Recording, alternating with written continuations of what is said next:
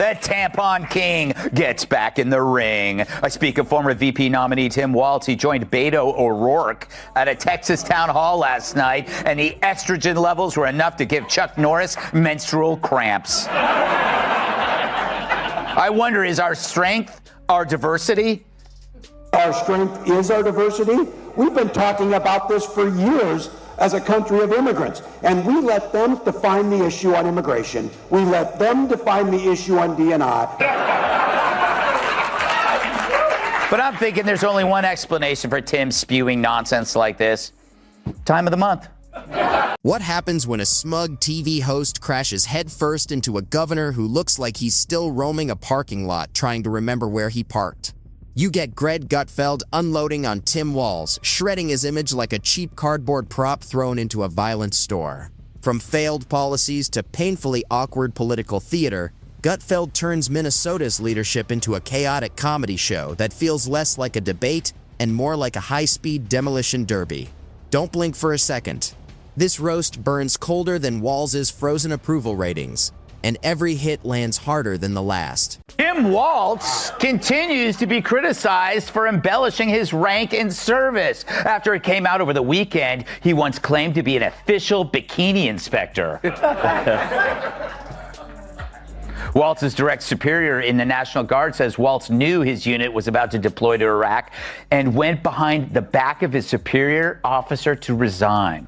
When reached for comment, Walz yelled, "Hey, look over there," and then ran away. Although Walz's actions look bad to veterans, Dems say these revelations could really help him win the coward vote. Oh, Tim Walz.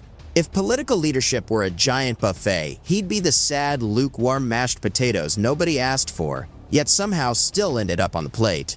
Bland, pointless, and just sitting there taking up space. Then Greg Gutfeld storms in, swinging sharp sarcasm like a roaring chainsaw in a fireworks shop, cutting through Walz's blunders with the non-stop energy of a comedian stuck in permanent overdrive. He exploited his military background to cover up his crime. He said it was related to his service and that he actually wasn't drunk. He just misheard the instructions in the drunk test. He blew a super high level. It was like, 0.2, driving 100 miles an hour. And then when he's running for office, he said that he wasn't drunk. I mean, this guy has creep written all over it. He created a snitch line, but lies about his personal infractions. He doesn't even own up to it. This is a guy who pushes a hoax about a sex on a couch, and then the closer you look at him, he's a creepy cuck. This doesn't feel like serious governing anymore. It feels like cheap performance art, and not the good kind. More like finger painting with spoiled mayonnaise. A sloppy mess you can't unsee no matter how hard you try. If this takedown has you hooked, now's the moment to hit that subscribe button and stick around for more. Let's be honest. Tim Walz running Minnesota looks like a substitute teacher trying to control a classroom full of caffeinated raccoons bouncing off the walls. I saw just recently Donald Trump's executive order to make it more difficult, specifically to women, trying to make it more difficult for women to be able to vote. We see one of the first things they do is try and restrict the vote. Wait, so Trump is making it more difficult for women to vote? How so? Math problems? But it's further proof that the most dangerous thing for a leftist is a follow-up question, which is why you never hear any. But I guess questioning elections is okay now. But the best moment came when Walz forgot who he is. He talks like someone who skimmed a book called Leadership for Dummies once and decided that was all he needed to run an entire state. And judging by how things turned out, it only works if the real goal was turning the land of 10,000 lakes into the land of 10,000 disasters. Greg barely had to break a sweat, because roasting Tim Walz is like slam dunking on someone who showed up to a serious job interview wearing Crocs and a blindfold. It felt like Walz walked onto that debate stage holding nothing but a squeaky little kazoo and a whiteboard with one lonely word written on it, feelings, and thought that was enough to win a fight in live TV. Walz is a strange dude. Oh, he's strange. He is strange. Him and I are the same age. How does he look so much younger? No, he's a strange guy. Strange You know, times. he called up years ago. I was in the White House, and he said, my house is being surrounded by people with American flags. I said, is that a good thing or a bad thing? He said, I think they're going to attack me. This was during the riots and everything else. They were MAGA people. You know, they like the American flag, all right?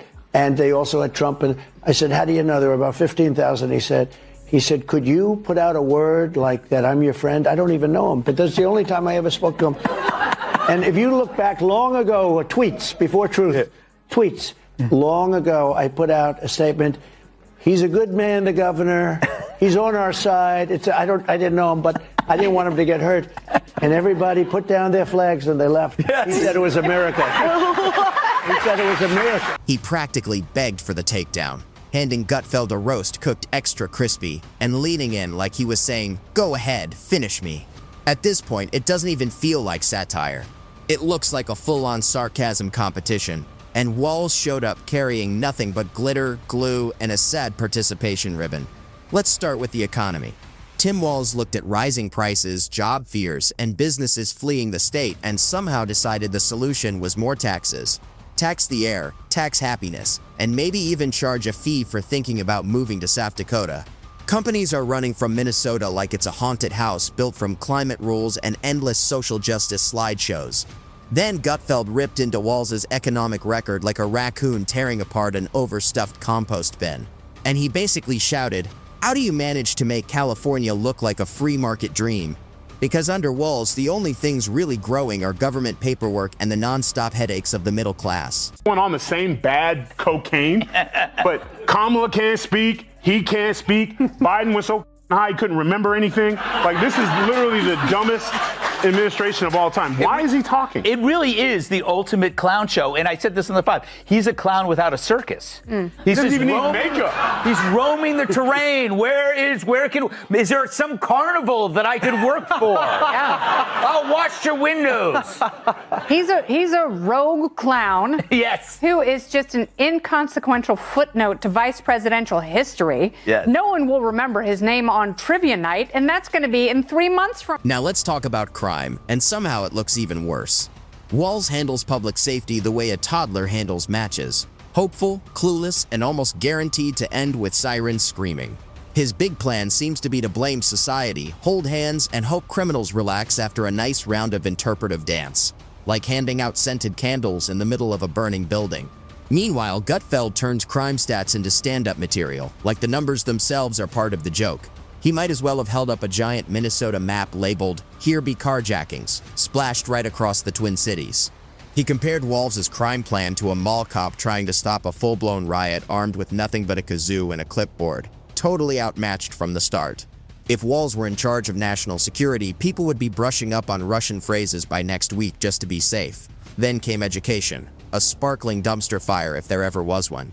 Walz, a former teacher, somehow decided classrooms should be factories for endless woke word salad instead of places where kids actually learn. Forget math and science. Now students are basically graded on who can spot microaggressions the fastest and who can build the cutest safe spaces out of popsicle sticks. I'm especially talking about these old white guys who seem to disappoint us on a regular basis in this country. Dude. You're an old white guy.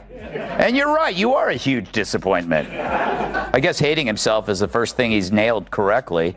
Because Walz saying old white men suck isn't a political stance, it's his confession. Walz calling people old and white is like Maxine Waters making fun of someone for shopping at Wigs R Us. He wants to execute more DEI policies, and Trump wants to execute murderous gang members. So there you go, ladies and gentlemen. Can you see the... Greg didn't just tease this. He unloaded, saying the only test students are really passing is How to Be Offended 101. Under Walz, schools feel less like places of learning and more like stages for bad performance art, where detention got replaced with participation trophies and TikTok-style therapy sessions. And we can't skip the COVID policies, because that was its own wild spectacle. Tim Walz acted like the pandemic was his big audition for America's next top authoritarian, stepping out with every shutdown order he could grab, close almost everything, drag bar owners into court, and fine churches into submission. But protests? Those were suddenly essential activities. It was like the virus came with a political filter built in. Somehow, it always knew when to avoid marches and crowds with the right slogans. Funny how that worked. Gutfeld ripped into that double standard, pointing out how Walz could shut down Grandma's bingo night but roll out the red carpet for street demonstrations, as long as there was at least one Marxist chant and a papier-mâché puppet in the crowd. That wasn't public health. That was pure political theater, complete with a clipboard and a script. Meanwhile, Kamala's VP, Tim Walz, is being accused of lying about his rank, which is called stolen valor. But in Walz's defense in Minneapolis, stealing is legal. But misrepresenting your past for political gain? I don't see that as a problem, said one woman. And then came the budget surplus, a mountain of extra cash so big even Walz couldn't pretend it didn't exist.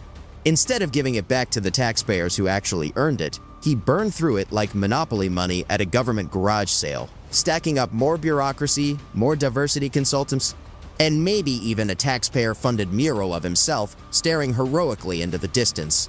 Gutfeld nearly lost it laughing at the irony. He joked that Walz blowing a surplus is like handing a toddler a credit card and saying, "Only buy the essentials." Sure, Tim, because the Department of Overregulation clearly needed a fancy espresso machine and an executive yoga retreat in the name of equity and efficiency. Walz has turned red tape into a full-contact sport. In Minnesota, you can't even run a lemonade stand without 14 permits, a background check, and a pronoun declaration. It's Soviet-style governance with shinier branding and even worse results. Says that Walz lost, but one of them, Politico says, is like Walz's wide eyes showed his passion and emotional intensity. Can we show that? There is his wide eyes. That humans would widen their eyes to convey that danger is close. What emotion are you getting from that? Sorry. Still. That was every... Tim Walz vomits more nonsense. Greg's take on Walz twisting through policy made it look like the governor was trying out for a bureaucratic gymnastics team, each move weirder than the last. Every new rule somehow topped the last in absurdity. Then there's his odd obsession with Gavin Newsom, clinging to California's governor like a starstruck fan trying to turn Minneapolis into San Francisco's colder, clumsier cousin. Walz watches Newsom burn through California like a scented candle made of bad policy and thinks, perfect, let's add frostbite and subtract jobs. It's the West Coast disaster script, only performed in snow boots, with higher taxes and fewer opportunities. Gutfeld went straight for the jugular, saying, if Gavin Newsom is a shampoo ad with the ego of a Bond villain, then Tim Walz is the understudy who wandered in halfway and started improvising in Pig Latin. Walz struts around like the confused love child of Bernie Sanders in a malfunctioned traffic light, posing as a progressive savior while tripping over every agency he touches. I called Donald Trump a wannabe dictator. It's because he is.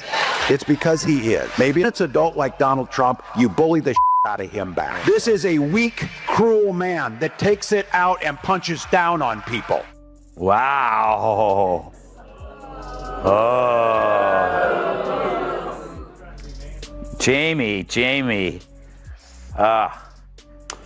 What a Painful, douchebag, huh? Greg. That was absolutely painful. He was the keynote speaker at this conference. Can you imagine having to watch more of that?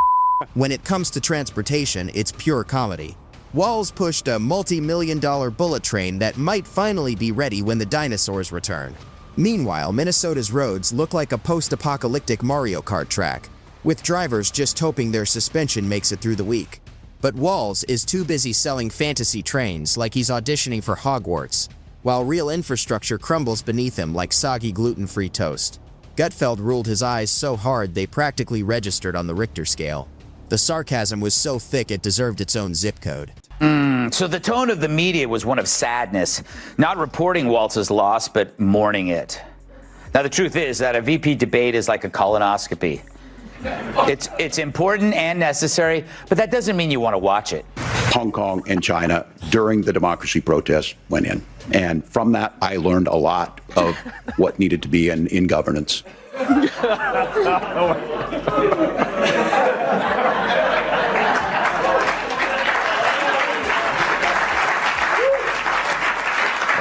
Even a deer in the headlights is screaming, "Get the out of the way, dude!"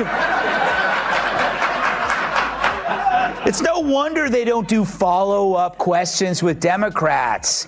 They're like the top layer of day-old skimpy bean dip. What's underneath, you don't want to see. Brilliant plan, Tim. Let's toss common sense in the trash and pour billions into Elon Musk fanfiction on rails. Because nothing screams fiscal genius like a bullet train to nowhere, slower than a DMV line, and about as useful as a solar-powered flashlight in January. After that, Walz's media appearances turned into a slow-motion disaster of their own. Picture a man trying to look like a competent leader, speaking with all the clarity of a dial-up modem underwater, wandering in circles like a GPS stuck on recalculating forever. Meanwhile, somewhere off stage, his advisors are waving flashcards and firing flares, begging him to land even one clear point. Gutfeld shredded it all, like a drunken poet at open mic night. Watching Walz explain policy felt like watching a raccoon try Morse code with oven mitts. Chaotic, confusing, and somehow still convinced he nailed it. It's not just awkward, it's verbal gymnastics nobody asked to see. And when the pressure hits, Walz doesn't just pivot. He pirouettes like a ballerina fueled by 5 energy drinks and a subscription to The Atlantic. Ask him about skyrocketing crime in Minnesota, and suddenly he's off on a tangent about how more bike lanes will magically reduce felonies. Video of the day, and he's got a very weird way of greeting his wife of 30 years. Roll it.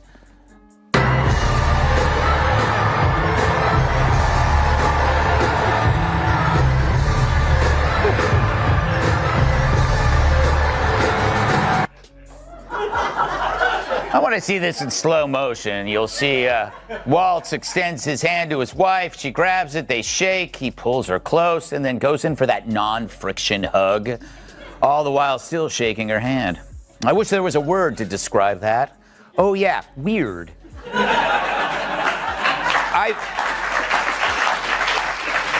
I've seen warmer embraces between Chris Christie and a salad.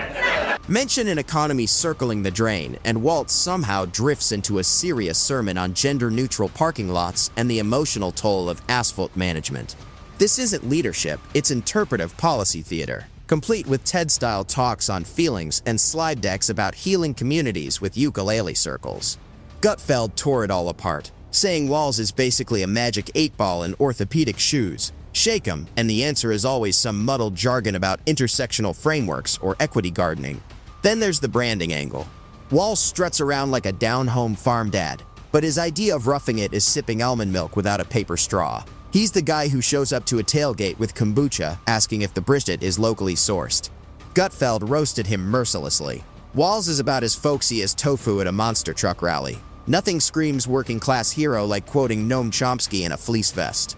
Minnesota's rural towns are left crying out like someone stuck on hold trying to cancel dial-up in 2025. They wanted a leader who understands tractors, hard work, and maybe even a church potluck or two. Instead, they got Walz, a man who seems to think greater Minnesota starts at the edge of a bike lane and ends where the kombucha taps run dry. This isn't governance, it's lifestyle branding with extra buzzwords. He runs the state like he's live streaming a TED Talk called Empathy Through Bureaucracy. Gutfeld's knockout line? Brutal. He crowned him the IKEA governor. Comes in a box, half the screws missing, assembly required, and by the end, you're crying over a wobbly mess wondering if you've accidentally built a metaphor. He was right. Walz treats policy like a Pinterest board, convinced that governing is just hashtags, oat milk, and interpretive dance.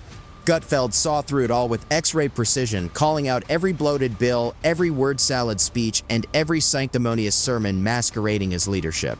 He dismantled Walz's oatmeal-flavored style of governance and turned it into a soggy pile of mediocrity. The saddest part? Walz probably walked away thinking it was a TED Talk tribute. Minnesota deserves more than a glorified group project in khakis. Gutfeld's punchlines, sharper than a DMV pencil, reminded everyone that behind the fleece vest and passive-aggressive grin stands a governor reading expired IKEA instructions, confused, underwhelming, and still missing half the screws.